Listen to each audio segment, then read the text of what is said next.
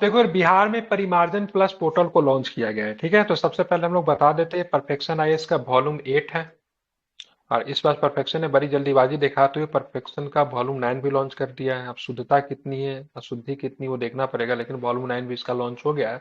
हम लोग वॉल्यूम 8 का डे 2 को देख रहे हैं। ठीक है, इससे पहले डे 1 में हम लोग ने बिहार के संदर्भ में पढ़ा था, आज हम लोग डे 2 देख रहे हैं। ठीक है, तो सबसे पहले हम देखेंगे परिमार्जन प्लस पोर्टल। जाहिर सी बात, पोर्टल है तो किसी न किसी चीज से संबंध तो होगा।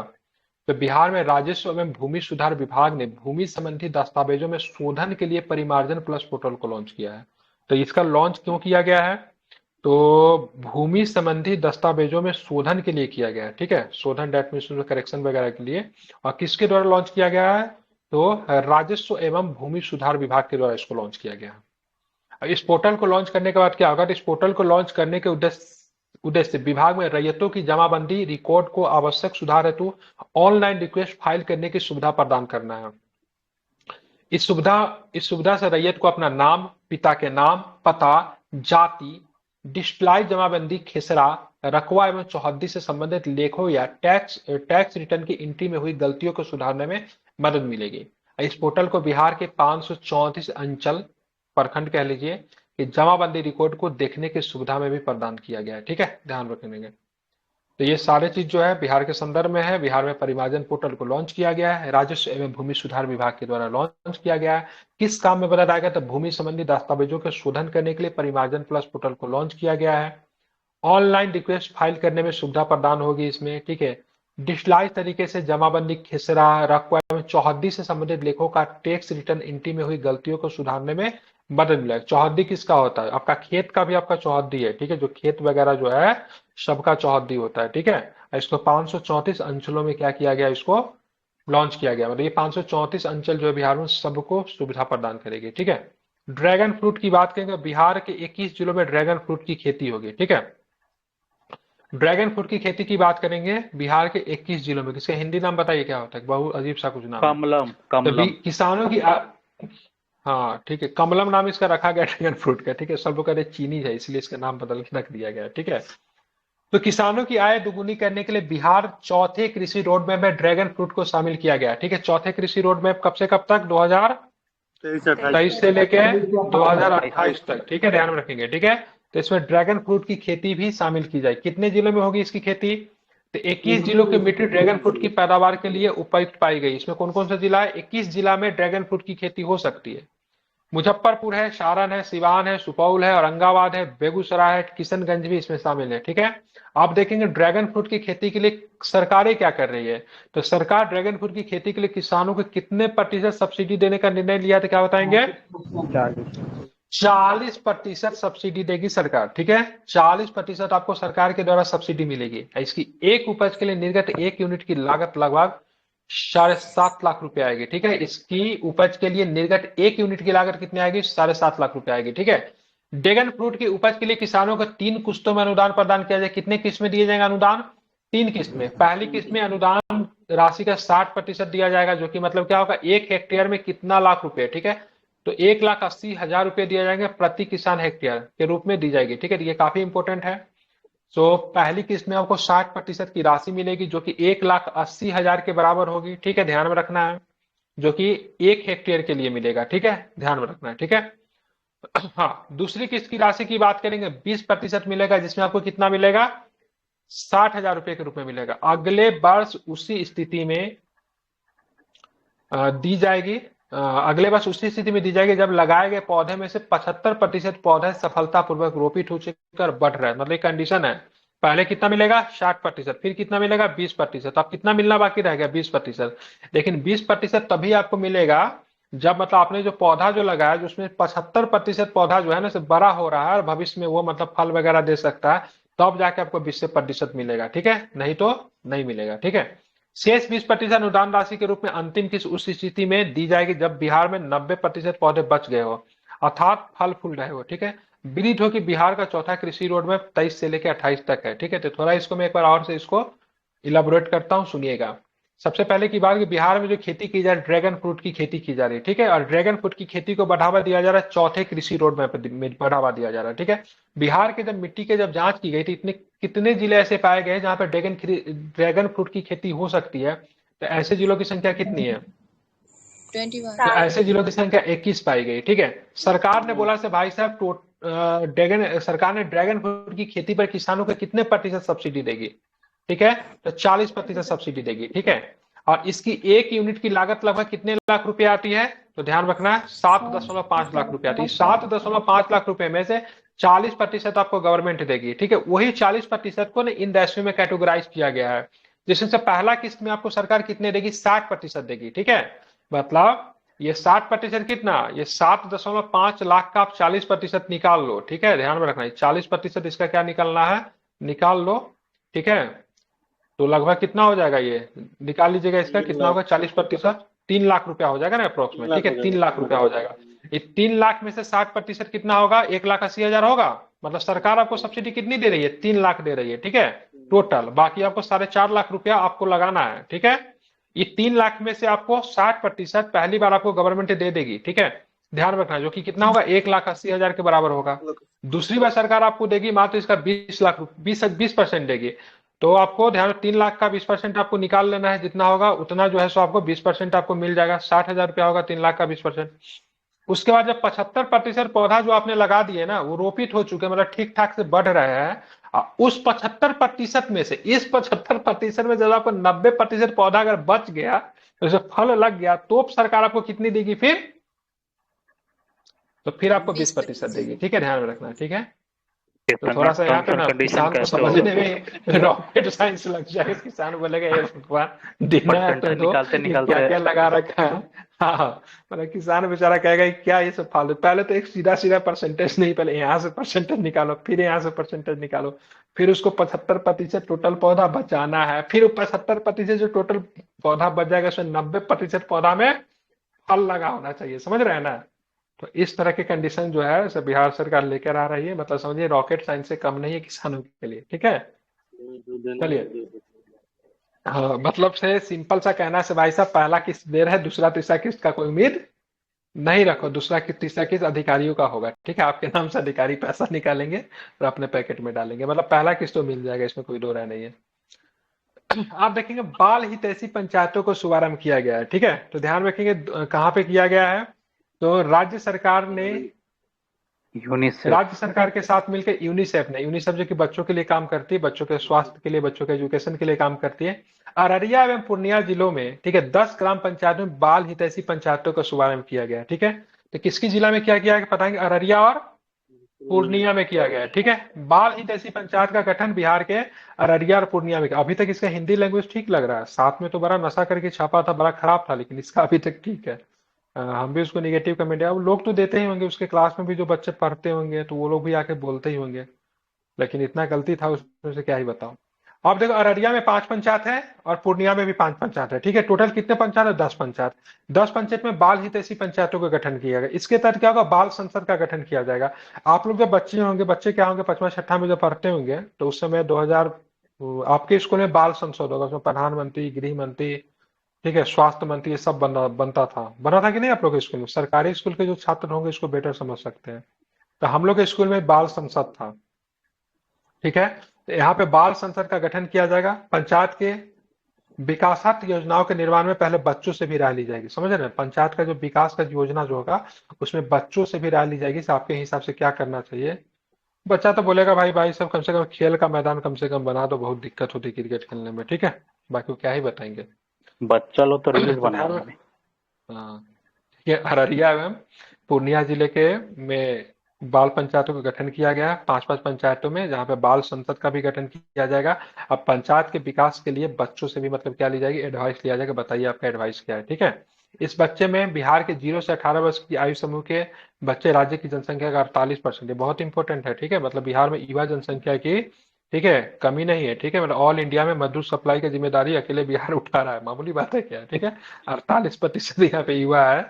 ठीक है, तो मतलब जितने भी यूपी और बिहार की युवा जो है, साउथ में, महाराष्ट्र में, दिल्ली में कहीं भी मजदूर अगर आपको मिलेंगे तो बिहार को होगा या फिर यूपी का होगा। ठीक है, तो युवा तो 48% है, लेकिन रोजगार की कमी है, तो पलायन भी बड़े स्तर पे होता है। ठीक है, तो 0 से लेकर 18 वर्ष की आयु की बात करें तो बिहार में 48% जनसंख्या है। ठीक है, जो कि बहुत बड़ी बात है। ठीक है, इसको बोलते हैं इसको डेमोग्राफी डिविडेंड कहते हैं, ठीक है, जिसको हिंदी में बोला जनसंख्यांकी लाभांश। ठीक है, एक प्रश्न बनता है, यूपीएससी ने पूछा था कि जनसंख्यांकी लाभांश किस प्रकार से मददगार भी साबित हो सकता है, फिर किसी देश के लिए कर्ज भी बन सकता है, मतलब सांप भी बन सकता है। ठीक है, तो अधिक इसको जनसंख्या किसी देश के लिए क्या हो सकता है, सांप भी है, और वो आपके लिए डिविडेंड भी बन सकता है। आप उसको स्किल कर डेमो लीजिए उस जनसंख्या था।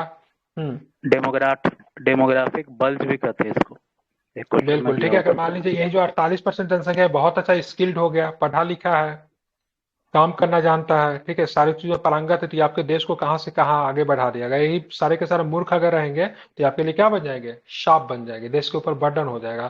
तो जनसंख्या को स्किल करेंगे तो अधिक जनसंख्या तो आपके लिए काफी एक फायदा है। अब जैसे जाइए रशिया में जाइए, बेचारा उसकी जनसंख्या बहुत कम है, तो वहाँ पे जो बच्चे जो जो जनन करते हैं, माओ को पैसा दी जाती है, तो वहाँ पे सरकारें जो है वो कहती है ज्यादा से ज्यादा बच्चा जनन करो, क्योंकि उनके पास जनसंख्या बहुत कम है। ठीक है ना, तो वहां पे पैसा जितने भी मिलता है। ठीक है, स्कैंडिनेवियन एक कंट्रीज बच्चा को में जनन करने पे वहां पे 1 लाख रूबल मिलता है। ठीक है, जिनके 10 बच्चे तो वहाँ 10 लाख रूबल उसको मिल रहा है। ठीक है, हर महीने उन लोगों को पैसा मिलता है। ठीक है, अब देखिए रशिया मनरेगा के जितने श्रमिकों को भी मिल, स्कैंडिनेवियन कंट्री में होते हैं, क्या? रशिया के साथ जितने भी सर स्कैंडिनेवियन कंट्री है ना, उन सभी में हम्म, मतलब कि जैसे सबके फिनलैंड साथ में इश्यू, हाँ वहाँ बिल्कुल बिल्कुल हम्म, बिल्कुल। मनरेगा श्रमिकों को मिलेगा बेरोजगारी भत्ता, तो इसमें से कितने लोग हैं जो कि अपने स्टूडेंट टाइम में बेरोजगारी भत्ता बिहार सरकार से लिए थे 2 वर्षों के लिए 1,000 रुपया, कोई है इसमें से इनको मिलता था? बेरोजगारी भत्ता कोई नहीं है इसमें से। छात्रों के लिए बेरोजगारी भत्ता ने बिहार सरकार ने देना शुरू किया था, जिन्होंने इंटरमीडिएट के बाद अपना पढ़ाई छोड़ दिया है, उनका एडमिशन ग्रेजुएशन में नहीं है और रोजगार के लिए भटक रहे हैं। ठीक है, तो उनको मतलब मिलता था 1,000 रुपया मिलता था। ठीक है, क्या मिलता था उनको, 1,000 रुपया उनको मिलता था, ध्यान में रखेंगे, जिनको हम लोग क्या बोलते हैं, बेरोजगारी भत्ता बोलते थे। ठीक है, लेकिन ग्रेजुएशन के अब यहाँ बाद पे नहीं दे रहा है क्या? नहीं ग्रेजुएशन उसमें था ना कंडीशन से, अगर आपने इंटरमीडिएट की है, ठीक है, अगर आपकी पढ़ाई 3 साल पहले आपने इंटरमीडिएट किया और आपको कोई नौकरी में नहीं मिल रहा, तो सरकार आपको 1,000 रुपया प्रति माह देती थी। ठीक है, वो 2 वर्षों तक मिलता था, 2 वर्ष में आपको काम ढूंढ लेना है, मतलब ऐसा नहीं कि जीवन भर नहीं देगा। ठीक है, 2 वर्ष के लिए मिलती थी। तो बिहार सरकार ने मनरेगा श्रमिकों को 100 दिनों का रोजगार न पा सकने की स्थिति में बेरोजगारी भत्ता देने की घोषणा की गई। देखिए, मनरेगा के कर्मियों को कम से कम 100 दिनों का काम देना है। ठीक है, मनरेगा के कर्मियों का काम राज्य का विषय डीपीएसपी का सब्जेक्ट है, ध्यान में रखना है। इसमें 100 दिन का कम से कम कार्य देना है। ठीक है, हालांकि बहुत सारे राज्य जो है 120 दिन का भी दे सकती है, 125 दिन का भी दे सकती है, लेकिन कम से कम 100 दिन का भी काम देना है। अगर 100 दिनों तक काम अगर नहीं मिलेगा तो ऐसे कंडीशन में क्या मिलेगा, बेरोजगारी भत्ता मिलेगा। ठीक है, नियमों के अनुसार मनरेगा के तहत कार्य करने के इच्छुक व्यक्ति को 15 से 30 दिनों के भीतर कार्य दिया जाना चाहिए। यदि कार्य नहीं मिल सका तो उसे अगले 100 दिनों के लिए उस व्यक्ति को बेरोजगारी भत्ता दिया जाएगा। अब इस पे चल रहा है बहुत ज्यादा, मतलब किसे वो चल रहा है। ठीक है, गांव के ना नॉर्मल नॉर्मल लोग जो है इसमें अपना नाम जुड़वा लिए है। ठीक है, अब उनके अकाउंट में आता है 245 रुपया आता है पर डे के हिसाब से।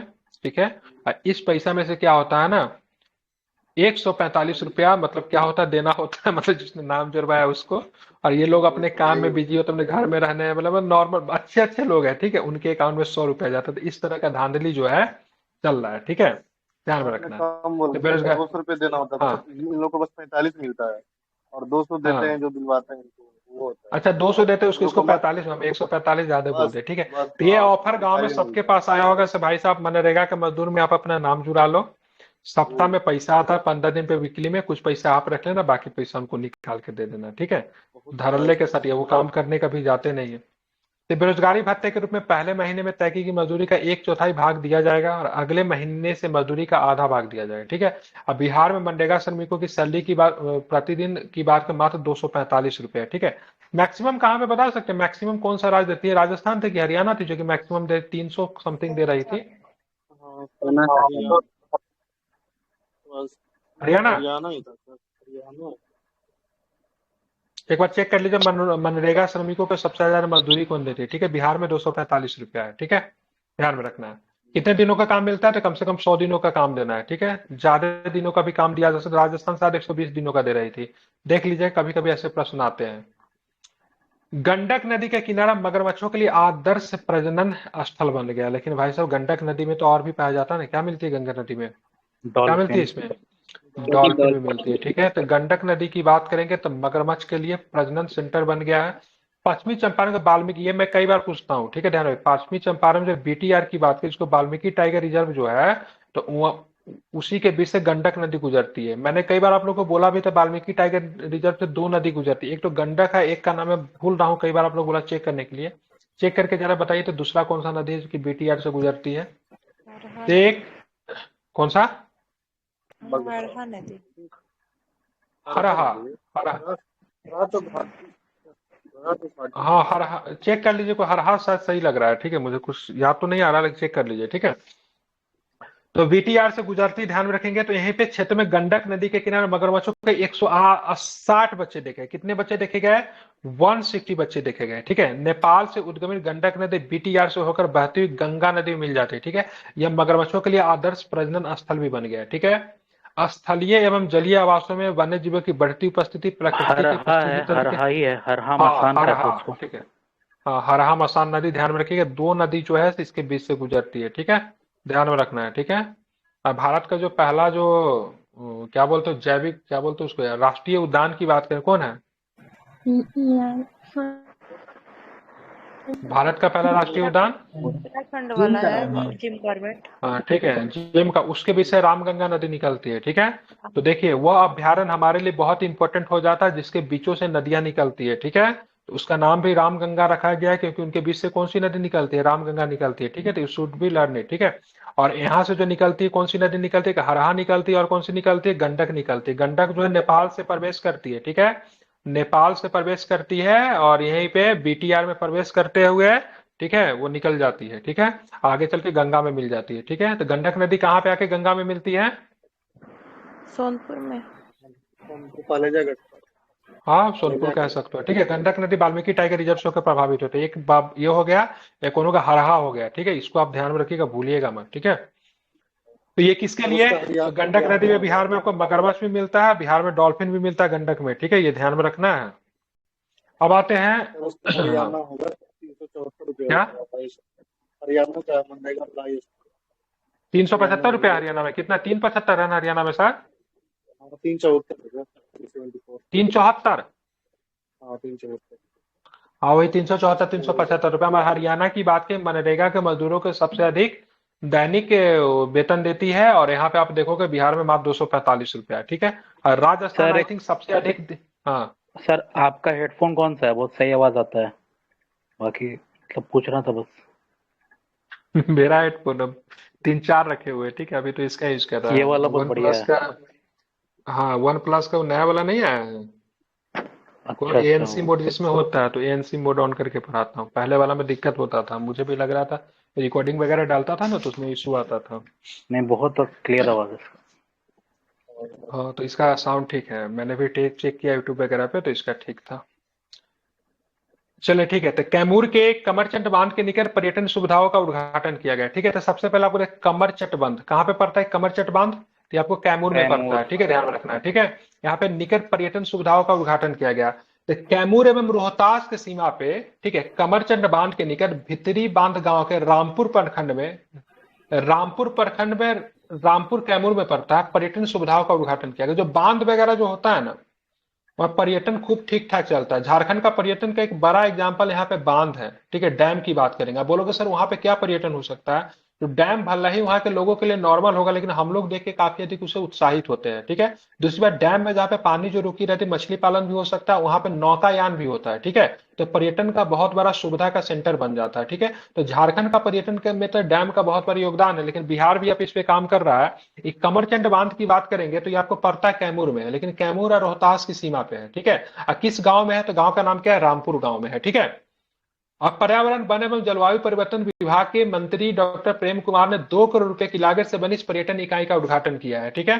तो हमको ने इसका लोकेशन याद रखना है, किसने उद्घाटन किया नहीं किया वो हमसे इंपोर्टेंट नहीं है, लेकिन ये कैमूर और रोहतास की सीमा पे है। गांव का नाम रामपुर है। रामपुर कहाँ पे पड़ता है? तो कैमूर में पड़ता है, ठीक है। बांध का नाम क्या है? तो कमरचट बांध है, ठीक है। पर्यटकों के लिए 925 मीटर लंबी सड़क, कैटनरी, 2 बैरक, बोरिंग एवं प्रवेश द्वार तथा एक सीढ़ी युक्त घाट का निर्माण किया गया। यह बांध भभुआ से 30 किलोमीटर की दूरी स्थित कैमूर वन्यजीव अभ्यारण्य में भी नजदीक है। तो कैमूर वन्यजीव अभ्यारण्य की बात करेंगे तो ये बिहार का सबसे बड़ा वन्यजीव अभ्यारण्य है एरिया वाइज, ठीक है। ये राष्ट्रीय उद्यान तो नहीं है, क्योंकि बिहार में राष्ट्रीय उद्यान कितने हैं? आपको एक ही है, लेकिन अगर एरिया के हिसाब से बात करेंगे तो कैमूर वन्यजीव अभ्यारण्य सबसे बड़ा है, ठीक है। और हो सकता है इन फ्यूचर बिहार का अगला राष्ट्रीय यही उद्यान या बनने फिर वाला है। टाइगर रिजर्व ये बन सकता है। ठीक है, बन सकता है, उम्मीद है बन ही जाएगा। ठीक है, तो ये दूसरा होगा, ध्यान में रखना है। अब आते हैं श्री राम पॉलिटेक्निक कॉलेज को एनबीए की मान्यता दी गई है। ठीक है, ध्यान रखना है, एनबीए से मान्यता प्राप्त हो गई है। किसको? श्री राम पॉलिटेक्निक कॉलेज को। तो सबसे पहले श्री राम पॉलिटेक्निक कॉलेज किस जिला में पाता है, ये हमारे लिए इंपॉर्टेंट हो जाएगा। तो कौन सा जिला में है? तो मधुबनी जिला में। क्या बताओगे? मधुबनी जिला। मधुबनी जिला के बारे में मैं कल पढ़ा रहा था, तो मैंने बताया था किस फल के उत्पादन में मधुबनी जिला का प्रथम स्थान है। तो क्या बताएंगे आप लोग? आम। केला। ठीक है, ध्यान रखना है, केला के उत्पादन में मधुबनी जिला का प्रथम स्थान। ठीक है, मछली भी तो होगा। यहाँ और मिथिला का क्षेत्र है तो मछली होना ही चाहिए। ठीक है, हाँ ठीक है। आप देखेंगे यहाँ पे से एनबीए किससे मान्यता मतलब इसको मिल गई है। तो Shri Ram polytechnic college NBA से मान्यता प्राप्त होने वाली पहली कॉलेज बन गई। ठीक है, संस्था की गुणवत्ता एवं संभाव्यता का आकलन करने के बाद एनबीए ने इसे मान्यता दिया। ठीक है, अब बात करेंगे ज्ञान भवन में आम महोत्सव का आयोजन किया गया। तो सबसे पहले बताओ ज्ञान भवन है कहाँ? ठीक है, तो मुख्यमंत्री नीतीश कुमार ने पटना के ज्ञान भवन में आयोजित 2 दिवसीय आम महोत्सव का आयोजन किया। ठीक है, भागलपुर में तिलकपुर सुल्तानगंज के निवासी अशोक कुमार भागलपुर के तिलकपुर सुल्तानगंज के निवासी अशोक कुमार चौधरी को आम शिरोमणि की उपाधि दी गई। ये नाम बड़ा इंपॉर्टेंट है, आम शिरोमणि, मतलब समझ रहे हैं, मतलब आमों के राजा।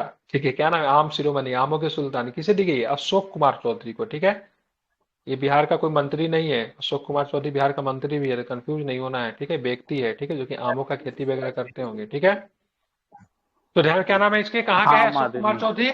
हाँ, भाभी। आम आदमी बोल सकते हैं। ठीक है, तो भागलपुर के तिलकपुर सुल्तानगंज के निवासी अशोक कुमार चौधरी को आम शिरोमणि की उपाधि दी गई। अशोक कुमार चौधरी को विभिन्न श्रेणियों में सर्वोच्च अंक प्राप्त हुए। 15 पुरस्कारों के साथ वैशाली जिला प्रथम स्थान पे, भागलपुर में पटना दूसरा एवं तीसरे स्थान पर रहा। भागलपुर को 58,000 रुपये, पटना को 57,000 रुपये प्राप्त हुए। ठीक है, ये सब हमारे लिए इंपॉर्टेंट नहीं है। ज्ञान भवन में आम महोत्सव का आयोजन हुआ। अशोक कुमार चौधरी को, ठीक है, आम शिरोमणि की उपाधि दी गई, जो कि मतलब कहाँ के? सुल्तानगंज के रहने वाले हैं। ठीक है, तो ये प्रश्न आपको ध्यान में होना चाहिए। अब यहाँ पे देखेंगे 2 दिनों में 29 लाख रुपए के मूल्य के आम से बने उत्पाद तथा पौधे जो थे यहाँ पे बिके हैं। ठीक है, मधुबनी में भगवान विष्णु की 700 वर्ष पुरानी मूर्ति मिली है। ठीक है, तो भगवान विष्णु की 700 वर्ष पुरानी मूर्ति कहाँ से मिली है? तो क्या बताएंगे? मधुबनी से मिली है। कहाँ से मिली है? मधुबनी से मिली है। ठीक है, आप बोलेंगे गांव का नाम बताइए, तो मधुबनी के कौन सा गांव? बरसाम बरसाम गांव। गांव। बरसाम गांव के पैफबी तालाब से जब वहां पे खुदाई चल रहा था, तो 700 वर्ष पुरानी काले पत्थर से बनी भगवान विष्णु की मूर्ति मिली। ठीक है, यह मूर्ति टूटी हुई है। प्रसिद्ध पुरातत्व शास्त्री डॉक्टर शिव कुमार मिश्रा के अनुसार यह मूर्ति कर्नाटक काल की है। ठीक है, तो ध्यान रखना, ये सब इंपॉर्टेंट नहीं है। बस मधुबनी में खुदाई चल रही थी तालाब की, तो वहां से भगवान विष्णु की मूर्ति मिली है, जो कि 700 वर्ष पुरानी है। गांव का नाम अगर पूछेगा तो बरसाम गांव। ठीक है, तालाब का नाम क्या है? पैम्पेबी तालाब। ठीक है, रीजन सिनेमा हॉल में पटना सिने फेस्ट का आयोजन किया गया। ठीक है, तो पटना में आपको मिलेगा रीजन सिनेमा, वहां पे सिने फेस्ट का आयोजन किया गया। सिने यात्रा एवं हाउस ऑफ वैरायटी ने कला संस्कृति में युवा विभाग के साथ मिलकर रीजन सिनेमा परिसर में 5 दिवसीय पटना सिने फेस्ट का आयोजन किया। ठीक है, इस आयोजन का समापन पाका ए रिवर ऑफ ब्लड नामक फिल्म के साथ हुआ। ठीक है, ए रिवर ऑफ ब्लड नामक फिल्म के साथ हुआ। समापन समारोह में आर्टिस्टिक निदेशक रविराज पटेल ने संचालित किया था। ठीक है, तो बस आपको ध्यान रखना है, रीजन सिनेमा में, ठीक है, पटना सिने फेस्ट का आयोजन हुआ है। ठीक है, और इसकी समाप्ति की बात करेंगे द रिवर ऑफ ब्लड नामक मूवी से हुआ है। ठीक है, आयुष स्वास्थ्य एवं वेलनेस केंद्र में योग और हर्बल बाग लगाए गए। ठीक है, तो आयुष स्वास्थ्य एवं वेलनेस केंद्र में योग एवं हर्बल बाग लगे। ठीक है, तो बिहार के 294 आयुष स्वास्थ्य एवं वेलनेस केंद्रों में योग तथा हर्बल बाग की व्यवस्था की गई। इंपॉर्टेंट हो जाता है थोड़ा, कितने आयुष केंद्र है बिहार में? आयुष स्वास्थ्य केंद्र तो 294। ठीक है, राष्ट्रीय आयुष मिशन के अंतर्गत देश के सभी राज्यों में आयुष हेल्थ एवं वेलनेस सेंटर खोले जा रहे हैं। ठीक है, सभी राज्यों में खोली जा रही है। यहाँ एलोपैथी की बजाय आयुर्वेदिक, एलोपैथिक मतलब अंग्रेजी मेडिसिन, उसके अलावा योगा एवं जड़ी बूटियों से इलाज मतलब यहाँ पे कराया जाएगा। ये भी आपको ध्यान में रखना है। ठीक है, इंपॉर्टेंट है। नियुक्तियां की बात करेंगे तो न्यायमूर्ति अरविंद सिंह चंडेल बने पटना उच्च न्यायालय के न्यायाधीश बन गए। ठीक है, मुख्य न्यायाधीश की बात नहीं हो रही है। ठीक है, न्यायाधीश के बारे में बात हो रही है। तो क्या नाम है? अरविंद सिंह चंडेल बने पटना उच्च न्यायालय के न्यायाधीश। बिहार के राज्यपाल राजेंद्र विश्वनाथ आलेकर। ठीक है, नाम इंपॉर्टेंट है, ध्यान रखिएगा। राज्य भर में आयोजित शपथ समारोह में न्यायमूर्ति चंडेल को, ठीक है, उच्च न्यायालय के न्यायाधीश पद की शपथ दिलाई। ठीक है, लेकिन ये भी पूछा जाएगा, बताइए हाई कोर्ट के जज को, ठीक है, नियुक्त कौन करते हैं? तो क्या बताएंगे? राज्यपाल। नहीं नहीं जज को सर नहीं नहीं, प्रधानमंत्री, गृह मंत्री। गवर्नर कॉलेजियम करता है ना। हाँ, लेकिन राष्ट्रपति के द्वारा किया जाता है, ठीक है, ध्यान में रखना। शपथ दिलाने के काम जो होता है संबंधित हाँ राज्य के राज्यपाल होता है, और नियुक्ति राष्ट्रपति के द्वारा किया जाता है, ठीक है। राष्ट्रपति। नियुक्ति के सलाह देने के लिए कॉलेजियम होता है ना, कि वो नियुक्ति नहीं करता है, ठीक है, वो सलाह देता है से किसको करना है, ठीक है। वो सेंट्रल हाँ गवर्नमेंट लेकिन के पास अपना एडवाइस भेजता है, ठीक है, लेकिन नियुक्ति जो होती है ना, ऑटोमेटिकली उसी के बाद चलती है, क्योंकि हाँ उसी का चलता है, उसके बातों को मान लिया कॉन्करेंस जाता है, चाहिए इनकार होता है नहीं ना, किया जाता है। कॉन्करेंस। लेकिन हाँ, लेकिन संवैधानिक भाषा में अगर आप बात करोगे तो राष्ट्रपति होगा, ठीक है। और शपथ कौन दिलाते हैं? राज्यपाल गवर्नर शपथ दिलाते हैं, ठीक है। तो यहाँ पे न्यायमूर्ति चंदेल को उच्च न्यायालय के न्यायाधीश के पद की शपथ दिलाई गई। उच्च न्यायालय के मुख्य न्यायाधीश कौन है? पटना उच्च न्यायालय के मुख्य न्यायाधीश कौन है? विनोद चंद्रन, ठीक है। विनोद चंद्रन की बात करेंगे तो पटना उच्च न्यायालय के मुख्य न्यायाधीश, ठीक है। पटना उच्च न्यायालय की स्थापना कब हुई थी तो क्या बताएंगे?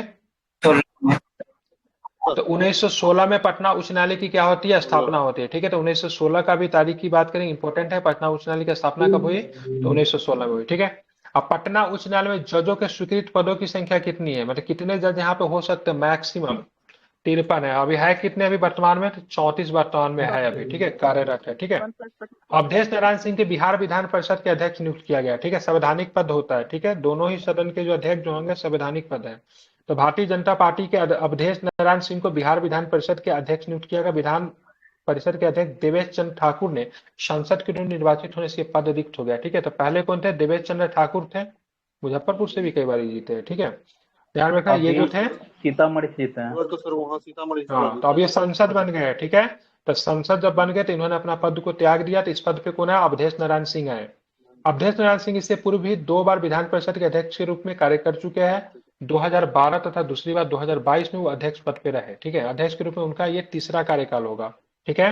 परिषद के उपाध्यक्ष का पद किसे मिला है? तो जदयू के राम बच्चन राय को मिला है, ठीक है। तो राम बच्चन राय जो है बिहार स्टेट काउंसिल के उपाध्यक्ष हो गए। अध्यक्ष की बात करेंगे तो क्या नाम है इनका? अवधेश नारायण सिंह जी। और इनका कौन सा कार्यकाल है? तो तीसरा कार्यकाल है, ध्यान में आपको रखना है, ठीक है।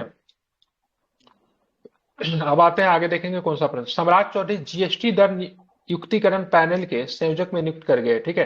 तो goods and services tax council के पुनः गठित जीएसटी दर युक्तिकरण पैनल में ग्रुप ऑफ मिनिस्टर के संयोजक के रूप में बिहार के उप मुख्यमंत्री सम्राट चौधरी की नियुक्ति। ये वित्त मंत्री भी है ना शायद? ये हाँ यही है। वित्त मंत्री ही जाता है इसमें, नहीं यही ना सर? वित्त मंत्री यही है ना?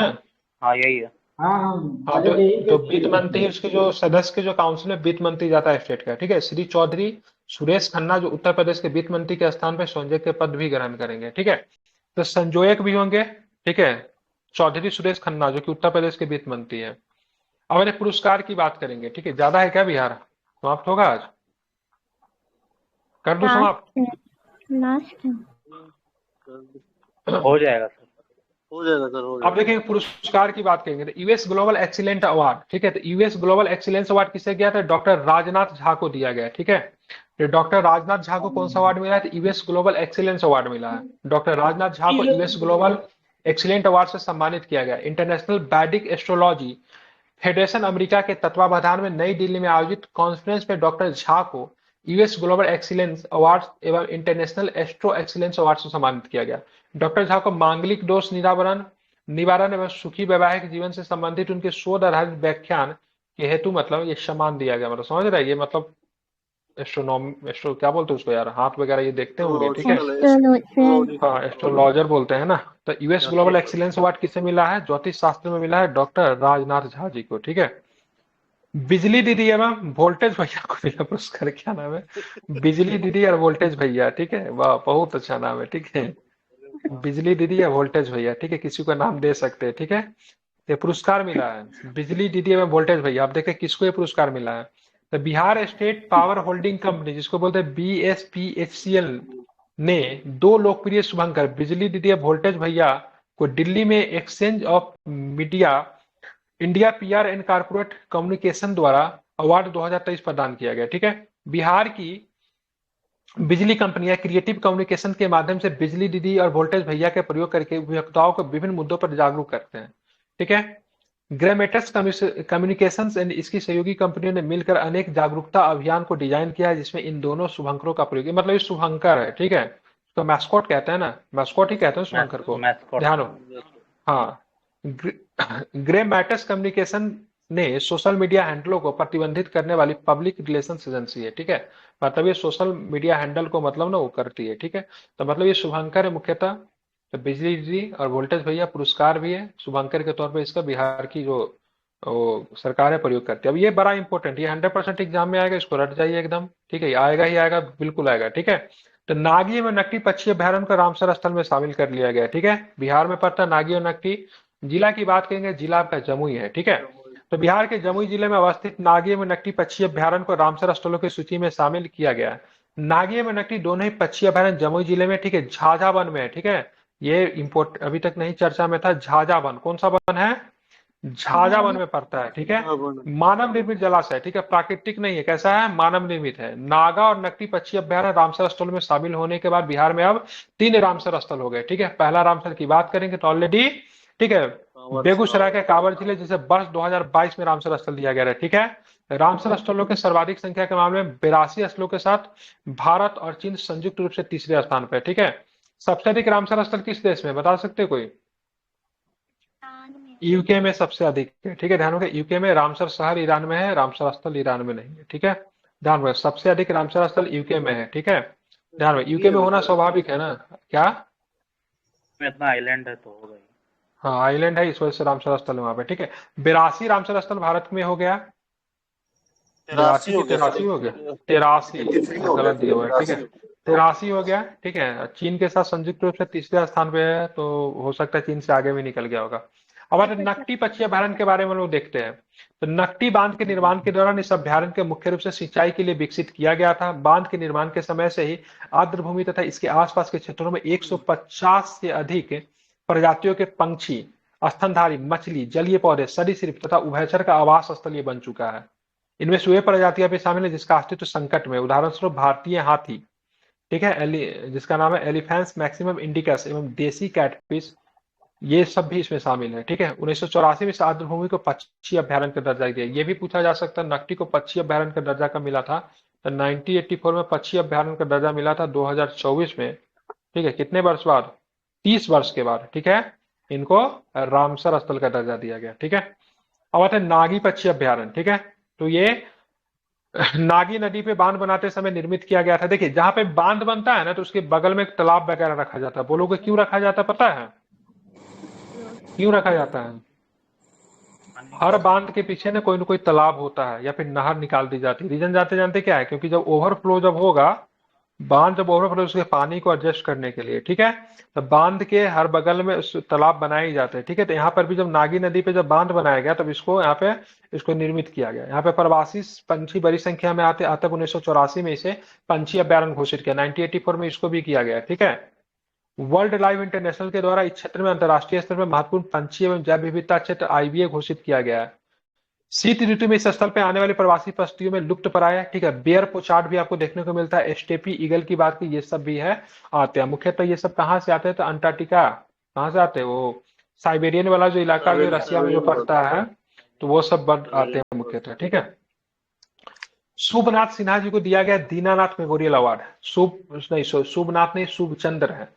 शुभचंद्र सिन्हा जी को दीनानाथ स्मृति पुरस्कार दिया गया। सिक्किम के भूतपूर्व राज्यपाल गंगा प्रसाद ने बिहार हिंदी साहित्य सम्मेलन पुस्तकालय में नवनिर्मित डॉक्टर दीनानाथ शरण मेमोरियल कक्ष का उद्घाटन किया। डॉक्टर शरण की जयंती पर आयोजित इस समारोह में शुभचंद्र सिन्हा को डॉक्टर दीनानाथ स्मृति सम्मान दिया गया। इस वर्ष का सैलजा माला स्मृति पुरस्कार विदुषी कवयित्री यशोदा शर्मा को दिया गया।